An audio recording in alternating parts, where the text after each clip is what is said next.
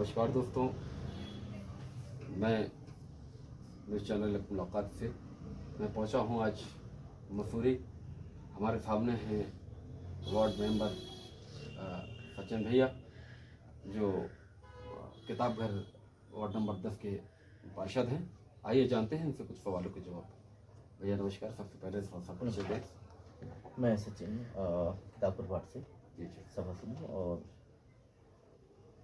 जनता ने मौका दिया है तो जनता के हिसाब से काम।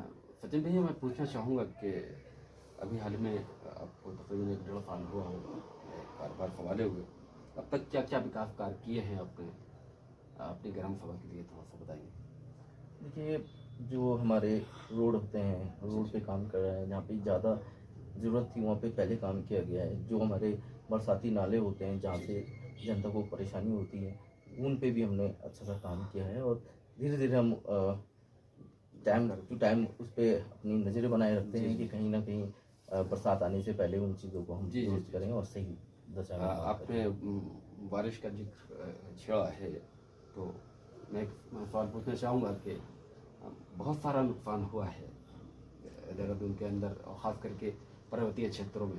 तो आपका तो बहुत ही पर्वतीय क्षेत्र है ये मसूरी, चूँकि एक पर्यटक क्षेत्र है और यहाँ बहुत सारे सैलानी आते हैं। तो बारिश के मौसम में अक्सर देखा गया है कि हमारी जो ऊंची जगह हैं, जो पहाड़ वगैरह हैं, वो दरक जाते हैं, लोगों को नुकसान होता है। इसके लिए क्या कुछ ठोस कदम उठाए जा रहे हैं आपके नगर परिषद?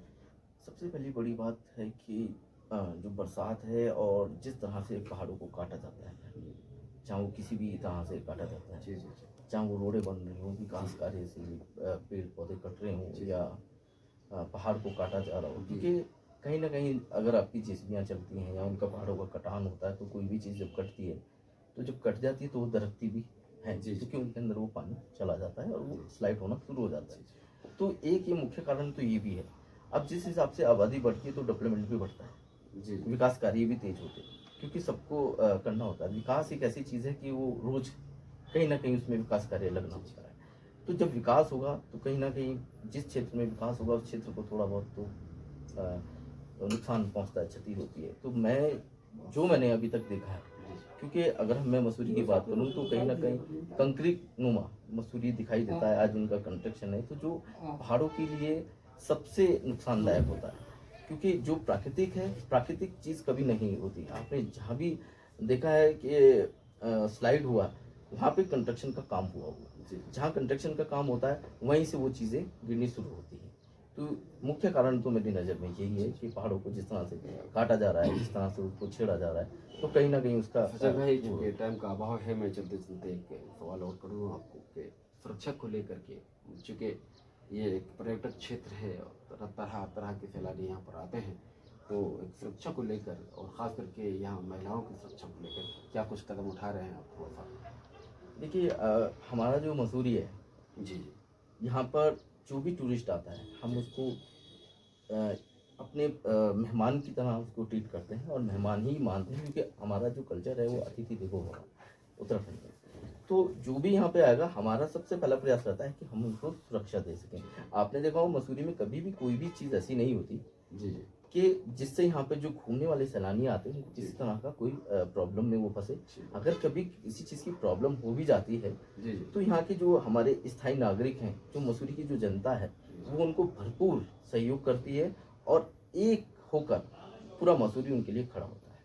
बहुत अच्छा है। और दोस्तों, इसी के साथ मैं चलते चलते एक आखिरी सवाल और पूछूंगा कि ज़्यादातर दोस्त हमारे नौजवान भाई नशे की लत की तरफ जा रहे हैं, तो नशे के लिए आप उनके पेरेंट्स को, उनके माँ बाप को, या आपका अपना आप कोई पर्सनल सुझाव थोड़ा सा? देखिए, शॉर्ट जो में युवा है, जी जो 15 साल से ऊपर है जी जी और 25 साल से नीचे है, उनमें कोई बुद्धि नहीं होती इतनी। जी जी अगर वो नशा ले रहे हैं तो नशा लेने से उनके परिवार वाले तो परेशान है ही, पर जो आगे वाला जो भविष्य है जिसमें से वो बच्चे आईएएस आईपीएस या बड़ी बड़ी पोस्टों पे जाते हैं, तो एक युवा पीढ़ी उस नशे की जब चपेट में आती है तो वो पूरी नस्ल बर्बाद हो जाती है। और अगर नस्ल बर्बाद होती है तो ये किसी भी प्रदेश के लिए, किसी भी देश के लिए हानि है और क्षति है। तो अगर उसको बचना है हाँ तो पेरेंट्स को हमें चाहिए उनके। अपने बच्चों को बचाना होगा, नशे से दूर करना जी, जी, होगा। अगर किसी भी देश की युवा पीढ़ी बर्बाद हो जाती है तो उस देश का विकास रुक जाता है। ये मेरा अच्छे मानना से है। चलते दोस्त, मैं धन्यवाद करूंगा सचिन भैया को, ये वार्ड नंबर 10 पे थे। और मैं नफीस अंसारी, चैनल मुलाकात से मेरी सहयोगी वादिया निफामी। फिर मिलते हैं किसी नए टॉपिक पर, किसी नए पार्षद के साथ। तब तक के लिए बने रहिए न्यूज़ चैनल मुलाकात के साथ। धन्यवाद।